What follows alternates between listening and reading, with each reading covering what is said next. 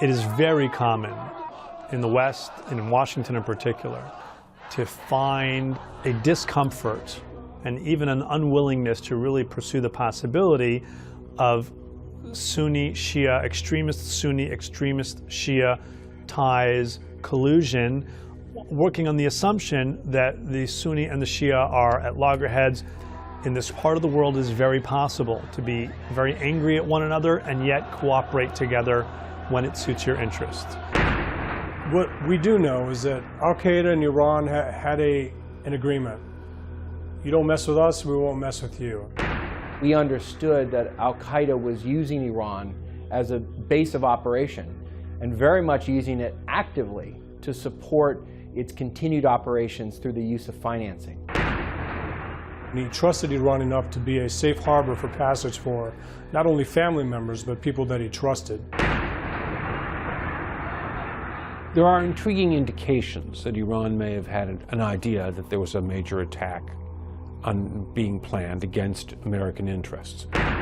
Iran provided direct material support to Al-Qaeda in supporting the operation of 9/11. The role of Iran in the attacks of 9/11, as well as of Hezbollah, was central. It was key. The attacks of 9/11 would not have happened, would not have been pulled off successfully without the involvement and the direction of Iran and Hezbollah. If Congress had given us 2-3 more months to do our job, and the Iranian storyline would have been followed through and vetted, what would U.S. policy have looked like?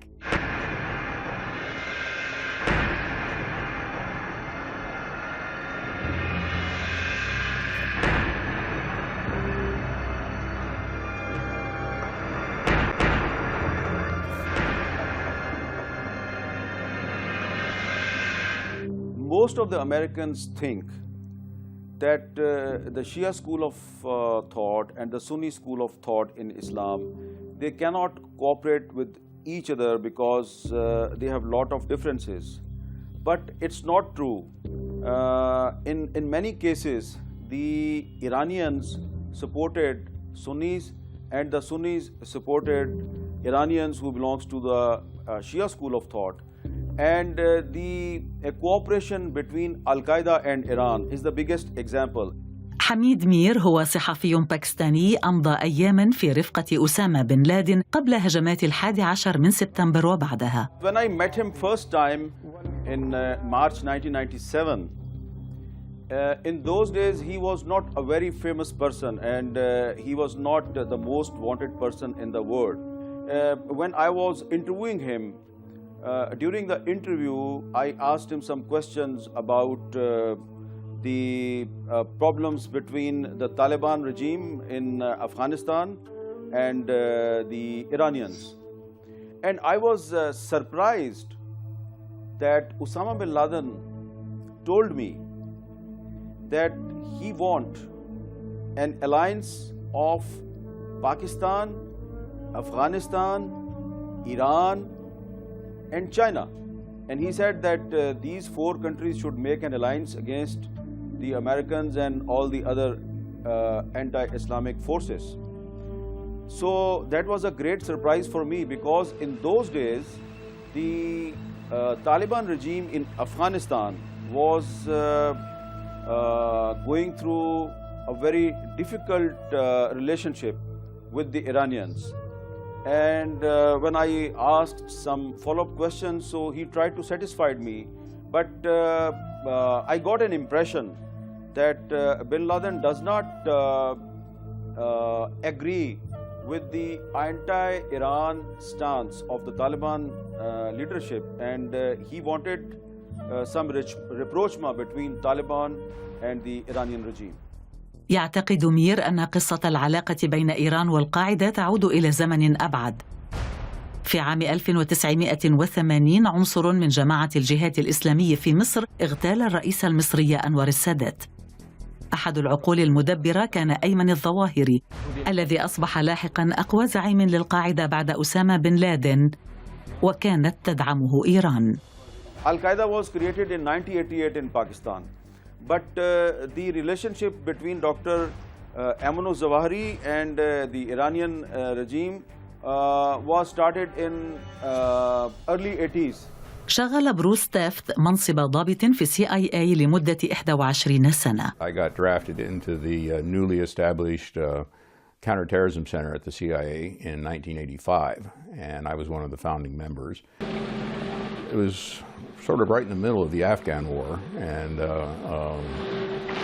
we were researching and paying attention to the bin Laden especially, considerably prior to the time he went to Afghanistan.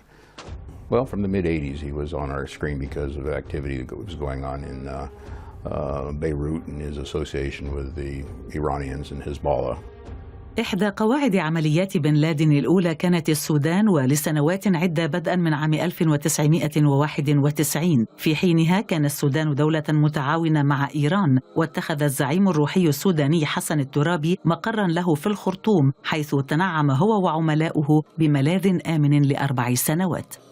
A lot of my background was in working in Africa anyhow, and we were aware when bin Laden moved to Khartoum, and the jihadis, the really radical Islamic group, the National Islamic Front in Sudan, led by Turabi, was trying to pull all the jihadis from around the world in a pan-Islamic movement.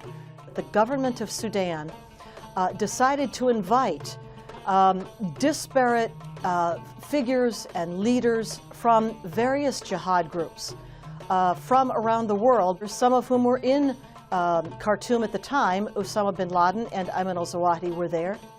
We got eventually some details of the discussions that the al-Qaeda and Zawahiri particularly, and then bin Laden and some of the Iranian representatives from Ayatollah Khomeini were talking about, and they decided that since they both had mutual enemies, they would set aside their Islamic civil war between the Sunni and the Shiites to focus on the main enemy, which was America, and then which was the greater devil, and then Israel, which was the lesser devil. To a greater or lesser degree, we saw a fall off in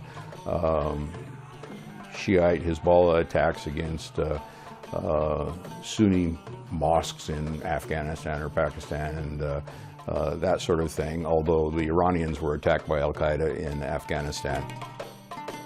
We also noticed that Turabi had introduced bin Laden to some senior officials from the Ministry of Defense and Ministry of Intelligence of Iran in Khartoum. So 91, 92 is when we first started seeing that convergence. The Iranians, especially in Khartoum, they had a 500-man embassy delegation group of people that were working all sorts of different angles with the Sudanese, and periodically at times they would have sit-down face-to-face meetings with bin Laden or Zawahiri or some of the other al-Qaeda people. What he was interested in with the Iranians was obtaining operational training and experience, explosives. He was really, really impressed with Hezbollah's suicide bomb trucks that they were using in Beirut just prior to that time, and also in acquiring more funding and more arms as well. توصل محللون من CIA إلى خلاصة تفيد أن شخصية مدعومة من إيران ساعدت بن لادن هو عماد مغنية، كان محركا رئيسيا في حزب الله، خطط للهجوم على سكنة المارينز الأمريكي في بيروت عام 83. Imad Mughniya then began to set up training camps around Sudan, certainly, but also in Lebanon and also in Iran, and began to run the al-Qaeda operatives through the camps.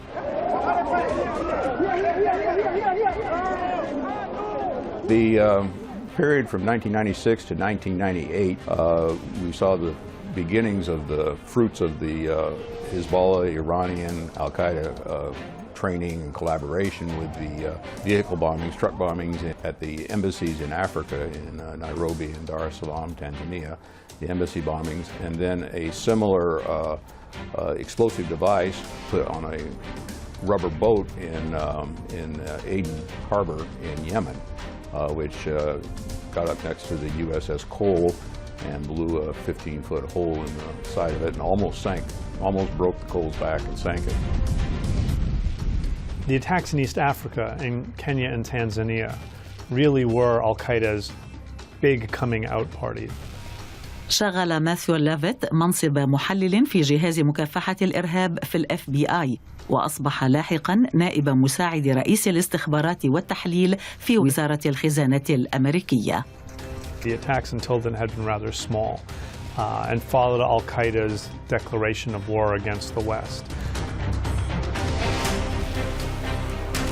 What wasn't known at the time, but is now known quite well and came out in court testimony here in the United States, is that several of the operatives involved in those al-Qaeda attacks got training in Iran, and several others got training in Lebanon at the hands of Hezbollah. The bottom line is that al-Qaeda at the time did not have the know-how to carry out that type of a massive truck bomb, which was, by that time, already Hezbollah's modus operandi and signature. And then Hezbollah, in turn, had learned that from Iran. We now know that individual operatives went to Iran. We have their names. Individual operatives went to Lebanon and were trained by Hezbollah. And so it's not that Iran or Hezbollah carried out the East Africa embassy bombings. That was al-Qaeda. But both Iran and Hezbollah knowingly provided operational training and support of a type that could only lead to that type of an attack. You don't train someone to carry out a truck bombing thinking maybe they're going to do something other than a truck bombing. And that bombing ended up being the bombing in East Africa. Some Iranian officials, in unguarded comments, will claim credit for the attack on the USS Cole or the attacks on U.S. embassies in East Africa, while other Iranian officials are more careful and just praise those attacks rather than saying that Iran was responsible for them.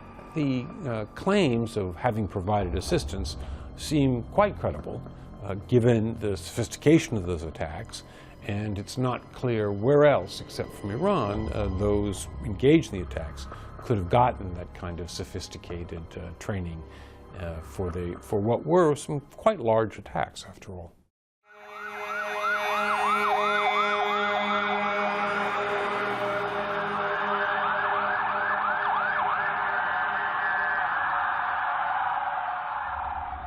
I was a border counsel on the September 11 Commission.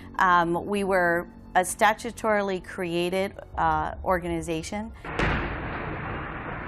operating independently of government with subpoena power over government.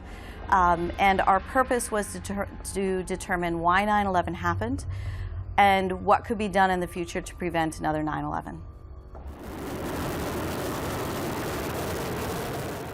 I had responsibility for determining how the 9/11 hijackers got into the country, how they stayed in the country, and how they boarded the planes on the morning of 9/11.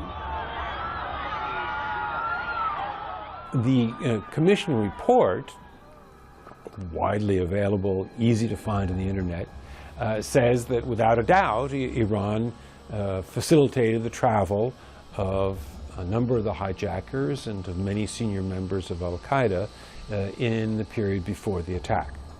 And the report also notes that shortly before the Commission finished its work, they got indications that Iran may have had a more active role, and the Commission said in its report that these indications deserve further investigation. أصبحت جانيس كابهارت مقتنعة بأن إيران أدت دورا مهما في هجمات 11 من سبتمبر. Iran provided direct material support to the 9/11 operation. They did so through supporting travel of the hijackers in and out of Iran for training.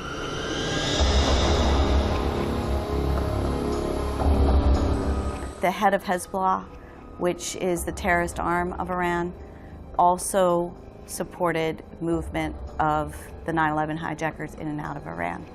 There was a very strong coincidence that they happened, each of them, to get their visas within days or weeks of the travel into Iran. which showed and supported the idea of the fact that Iran wanted to look like they had no hand in 9/11 at all, and yet were actively supporting the attack.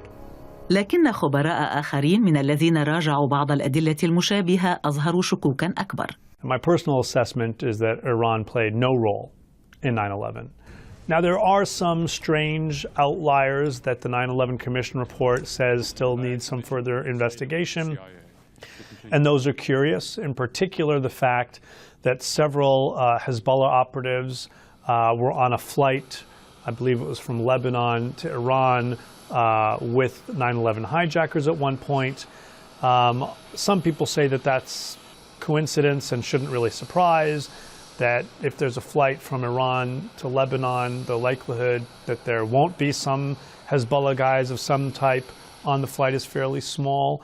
Others say no, these were particularly important Hezbollah guys, and the likelihood that they were on the same flight with the hijackers and that there wasn't some connection would be fairly small. The bottom line is we just don't know, beyond knowing that they were on this flight together, and that is curious.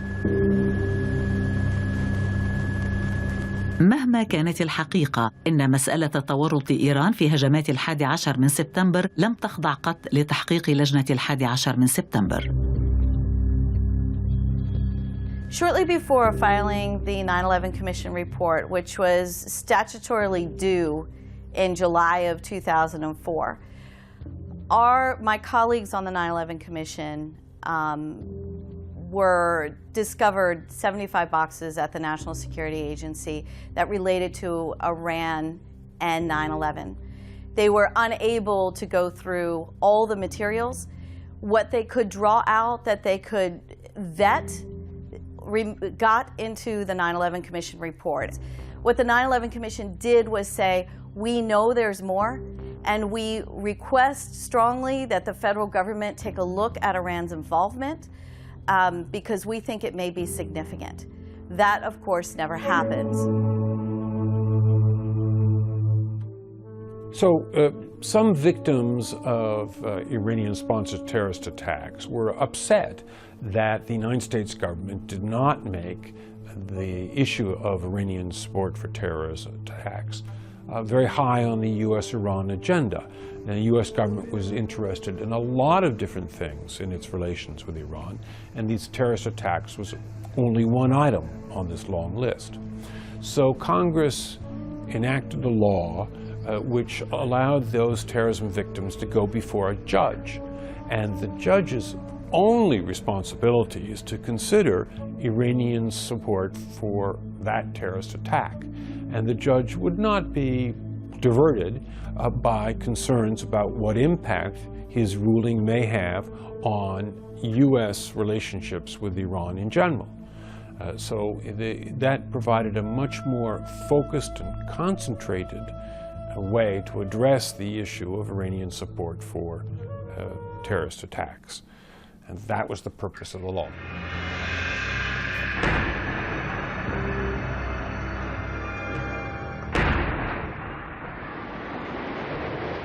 The moment the plane struck, that's what I knew I would be doing probably for the rest of my career. كان جيم كريندلر محامياً بارزاً في لجنة تقييم الأضرار في قضية هافلش.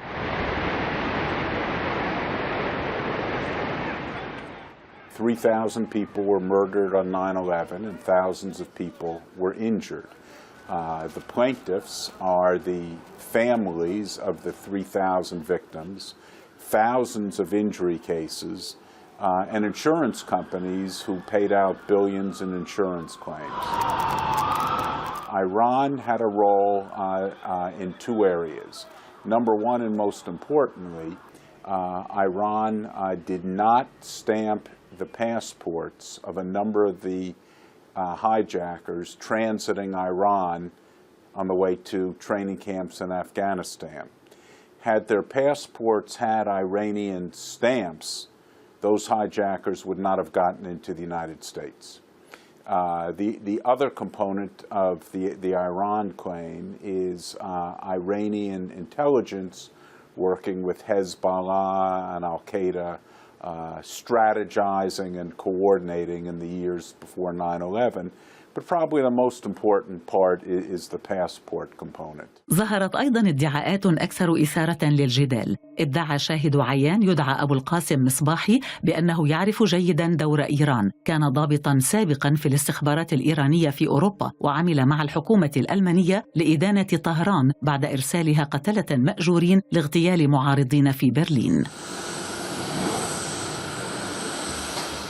قال في إفادته إن الحرس الثوري الإيراني وضع خططاً طارئة لحرب غير تقليدية مع الولايات المتحدة، بما فيها صدم طائرات ركاب مختطفة بمبان. There was even a term for this way back in the Khomeini days, and they called it Shaitan Dar Atash. Shaitan is Satan. Dar Atash means in the fire. That's what they called this operation. And as they developed it, towards the latter part of the 1990s, 2000, and into the beginning of 2001, Iran was key to the success of the entire operation. قال مصباحي إنه في الأسابيع التي سبقت 11 من سبتمبر تلقى رسائل مشفرة من إيران تشير إلى البدء بتنفيذ الخطة. In fact, there was a memo between the two heads of intelligence in Iran from May 14th, 2001, that spoke directly of the 9/11 plot, that spoke directly of the relationship between al-Qaeda and the head of Iranian intelligence, that spoke directly of the upcoming operation and what it would mean to the world, and the importance that Iranians' hand never be shown in the actual operation itself, that they be kept behind a dark curtain, and knowledge that if it was ever known that Iran was directly involved with supporting and coming up with the idea of 9/11, the consequences for Iran would be irreversible. There are intriguing indications that Iran may have had an idea that there was a major attack being planned against American interests. Iran may not have had any idea where that attack was going to take place or what was the nature of the attack. But as I say, there's intriguing indications that Iran may have known that al-Qaeda was planning a major attack against American interests. That shouldn't be good enough for a court of law. They should have a higher standard than that. That was not a central element in the judge's decision. شغل كلاوسن منصب شاهد خبير في قضية هافلش. I was frankly concerned that when the case started, that the lawyers might want me to discuss whether or not Iran knew about the 9/11 attacks before they took place, even ordered the 9/11 attacks. And the lawyers very wisely decided that was not necessary to prove their case, because all they had to show was that Iran had provided material support for the al-Qaeda and those who carried out the 9/11 attacks. And that material support was independent of whether or not Iran had any idea what these people were going to do. And it was quite easy to testify that, yes, indeed, Iran provided material support because the U.S. Supreme Court had said that a government which facilitates travel of members of a terrorist group is responsible for providing material support. And with the Supreme Court saying that facilitating travel constitutes material support, then it was very easy to say that Iran met this test. Whether or not from a legal perspective Iran can bear some responsibility for 9/11 by secondary, tertiary, or further connectivity, that Iran had provided bombing training, for example, leading up to East Africa, that's something for judges to decide in terms of domestic U.S. or other law. أمر قاض فيدرالي في نيويورك إيران بأن تدفع. The Havlish case concluded in December 2011 with a ruling from the bench by Judge George Daniels, who sits on the Federal District Court in southern Manhattan in New York City. And his judgment was that Iran and Hezbollah were co-responsible with al-Qaeda for the attacks of 9/11. أمر القاضي دانييلز إيران بدفع 10 مليارات ونصف المليار دولار كتعويض عن الأضرار بسبب دورها في دعم هجمات القاعدة على مركز التجارة العالمي. اهتمت الحكومة الإيرانية بالتأكيد بالحكم، لكن الإعلام الأمريكي والمسؤولين الإداريين في حينها لم يعطوا أي أهمية للقضية.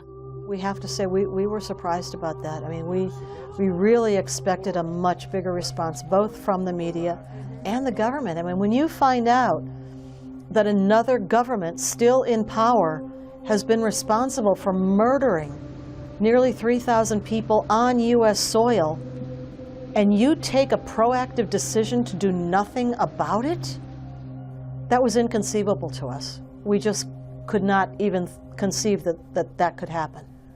But that's what did happen. الوقت وحده سيخبرنا ما إذا كان سيتم تسديد مبلغ 10 مليارات ونصف المليار دولار أو لا. Our hope is that the victims will be compensated. With Iran, there's been many more dollars and judgments issued than Iran has paid. International relations between two countries can only move forward when there is accountability, for these acts of sponsoring murder.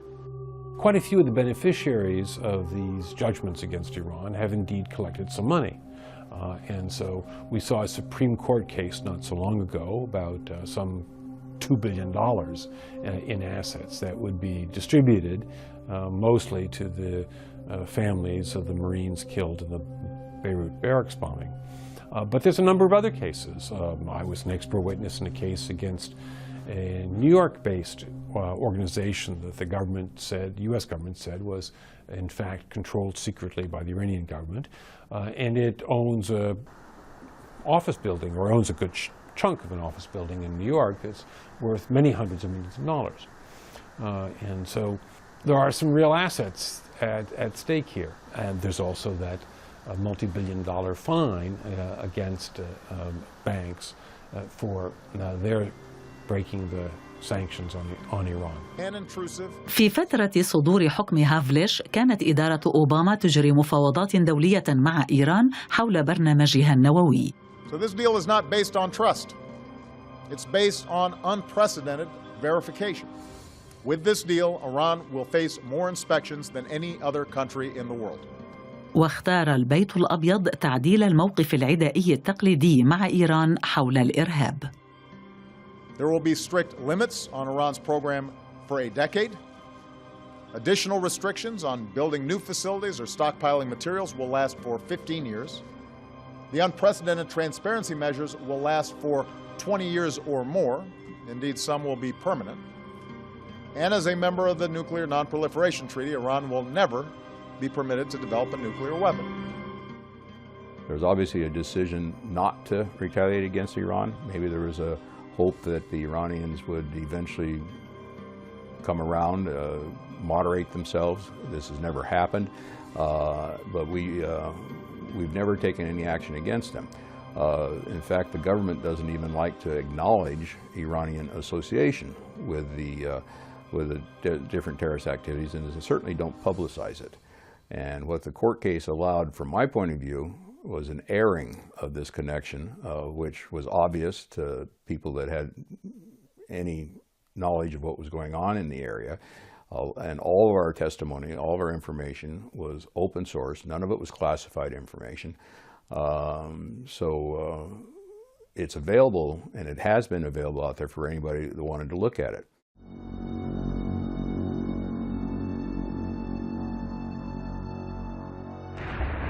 When I was both at the Treasury Department and at the White House, we were watching very carefully how it was that al-Qaeda was raising and moving money around the world.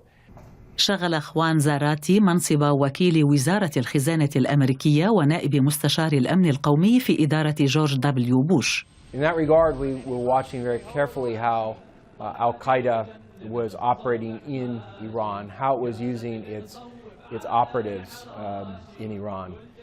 A Quds force was instrumental in providing these deadly IEDs to networks inside of Iraq. That we know that. And we also know that the Quds Force is a part of the Iranian government. That's a known. What we don't know is whether or not the head leaders of Iran ordered the Quds Force to do what they did. The Quds Force, a part of the Iranian government, has provided these sophisticated IEDs that have harmed our troops.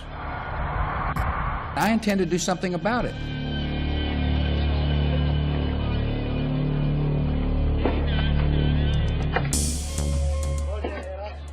During the Iraq War, the Iranians continued the practice that they had started in Afghanistan of providing al-Qaeda operatives as well as other Shiite militia people in Iraq with arms and improvised explosive devices that were being used against the American troops.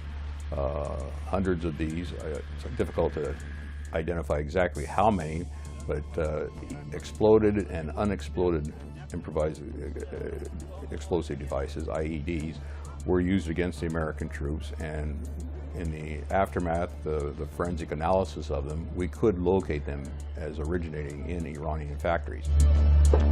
During the coalition war in Iraq, once more, you had opportunities for Iran to work closely with a wide array of militant groups. It shouldn't surprise that it worked closely with a wide array of militant groups on the Shia side of the equation, but it also worked with some on the Sunni side of the equation, including some in the north and Kurdish areas in particular that were tied to al-Qaeda. That would include at one point the fact that Abu Musab al-Zarqawi, who led what then became al-Qaeda in Iraq and eventually morphed into what we now call the Islamic State or Daesh, was in Iran for some period of time. And even when he was in Iraq and northern Iraq in particular, there was some connectivity to Iran. Again, this is cooperation that is a target of opportunity.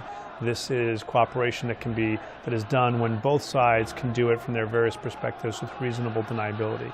It doesn't mean that either side likes the other. There's tremendous tension between radical Sunnis and Shia, let alone radical Shia.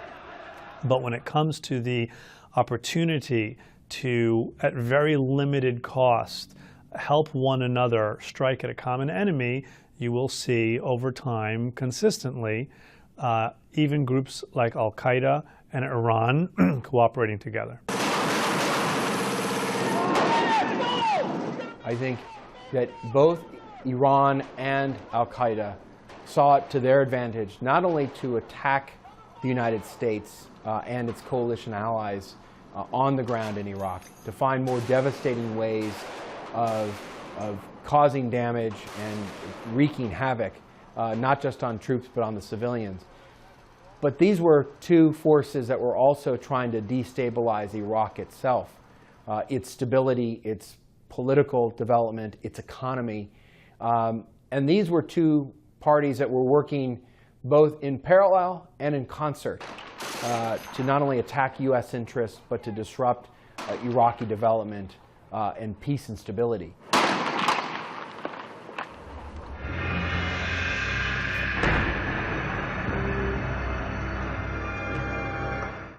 This deal is not based on trust. انتقد البعض إدارتي بوش وأوباما على عدم اتخاذ موقف حازم في وجه إيران بسبب علاقتها بالقاعدة، لكن مسؤولين سابقين في إدارة بوش شرحوا أن الولايات المتحدة امتلكت أسباباً لعدم الضغط كثيراً على إيران مع مرور الوقت.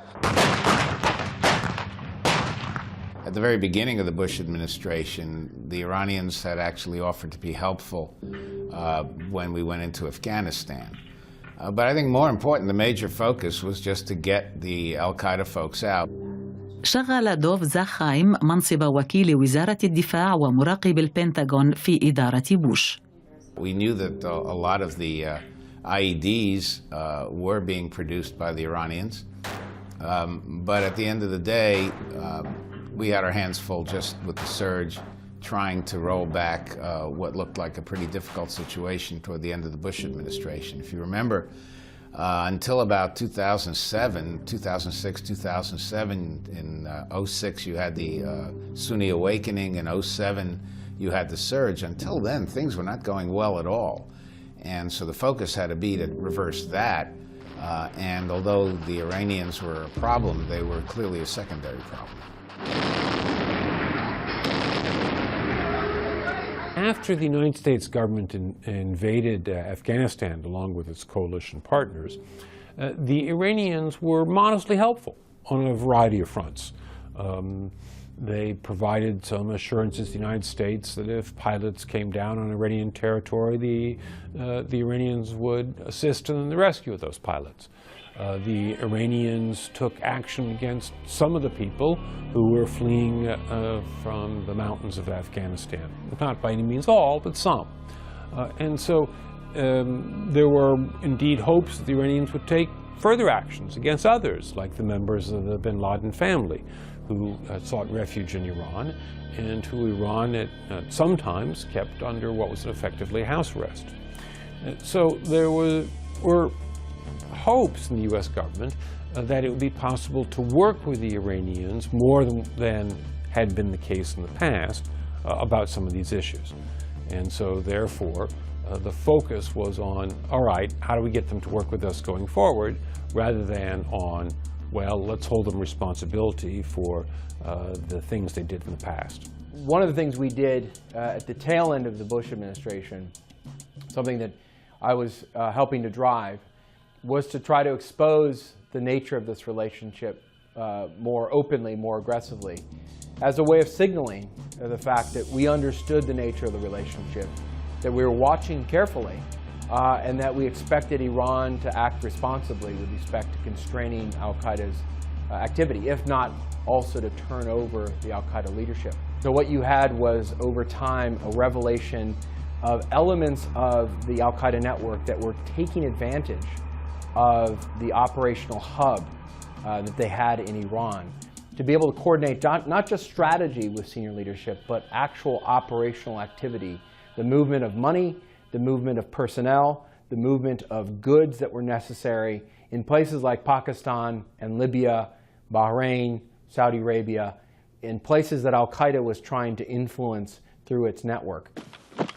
تحول دراماتيكي جديد في المعلومات المكشوفة حول العلاقة بين إيران والقاعدة حصل في لحظة دراماتيكية من تاريخ الحرب الأمريكية على القاعدة. I determined that we had enough intelligence to take action and authorized an operation to get Osama bin Laden and bring him to justice. Today, at my direction, the United States launched a targeted operation against that compound in Abbottabad, Pakistan. A small team of Americans carried out the operation with extraordinary courage and capability. No Americans were harmed. They took care to avoid civilian casualties. After a firefight, they killed Osama bin Laden and took custody of his body. I worked down at Central Command in Tampa, and I specifically worked the documents associated with, the captured documents associated with the bin Laden raid in Abbottabad, Pakistan. We looked at those documents to see whether or not the Pakistani intelligence services had knowledge of harboring Osama bin Laden, and started looking at them and started seeing links between al-Qaeda and Iran. Osama bin Laden was trying to get people to his location in Abbottabad through Iran, and he trusted Iran enough to be a safe harbor for passage for not only family members, but people that he trusted. When we asked to see the other documents to be able to complete the picture, we were denied. اليوم في العراق وسوريا، حتى في ظل مشاركة ميليشيات من العراق وحليفة لإيران في حرب التحالف على داعش، ثمة مؤشرات مقلقة تفيد أن إيران تلعب لعبة مزدوجة. A wonderful example of Iran betting a little bit of money on every horse in the race has been how one of the key fundraisers for ISIS is somebody who the U.S. Treasury has designated as a foreign terrorist, and described him as living in Tehran, raising money for ISIS. Now, Iran is devoting a lot of effort, a lot of manpower, losing a lot of dead, fighting against ISIS in Syria, and yet here was somebody living in Tehran who was raising money for this group that Iran was fighting. We would regard that as bizarre. The Iranians regard it as betting a little bit of money on every horse in the race.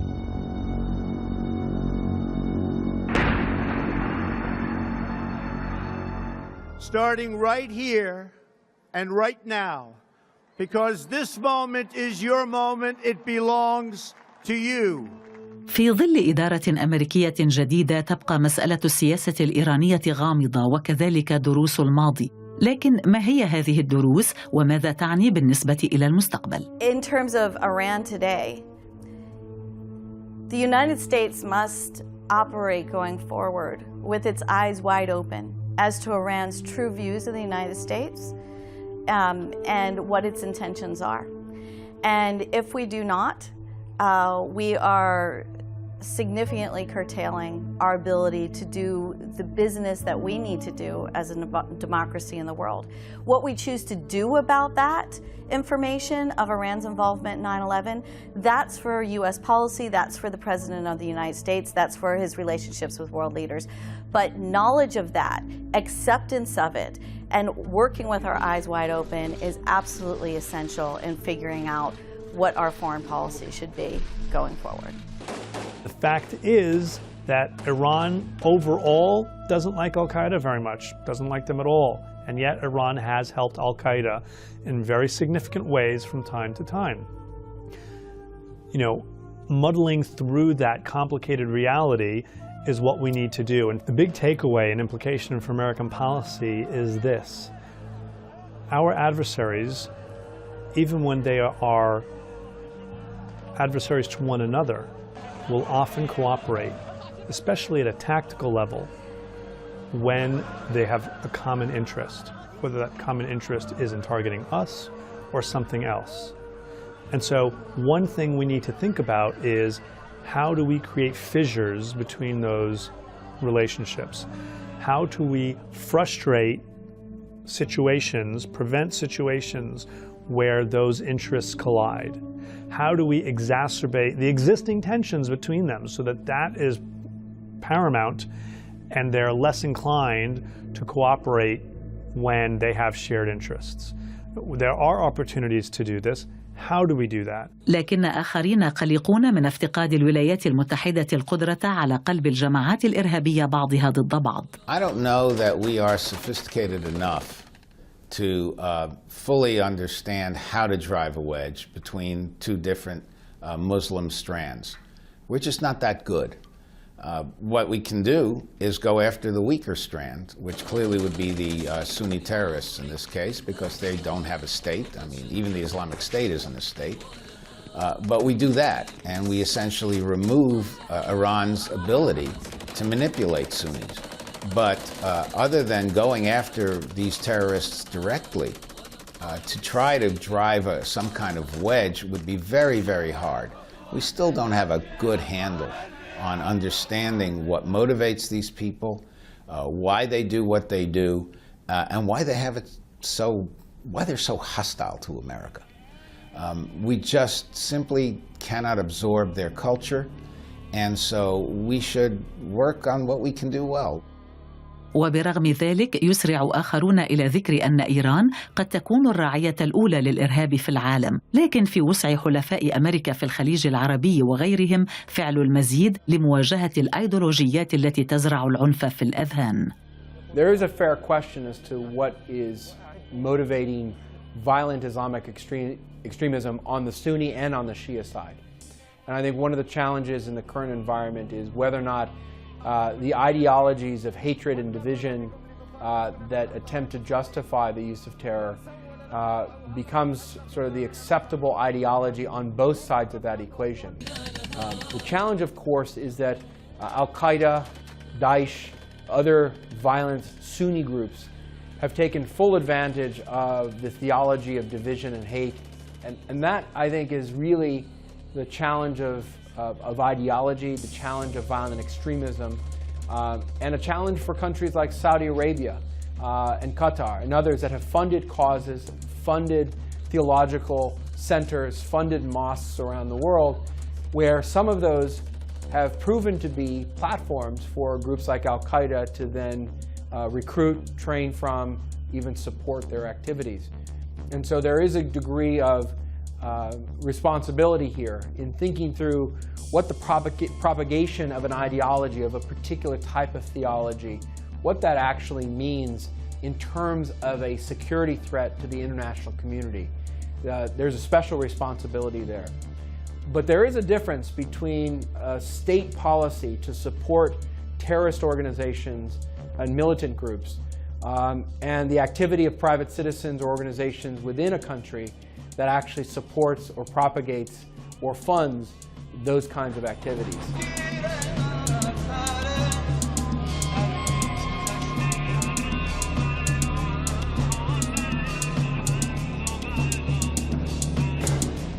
There is a fundamental question, largely for Muslim communities around the world and Muslim adherents, as to how to think about the role of Islam in the 21st century.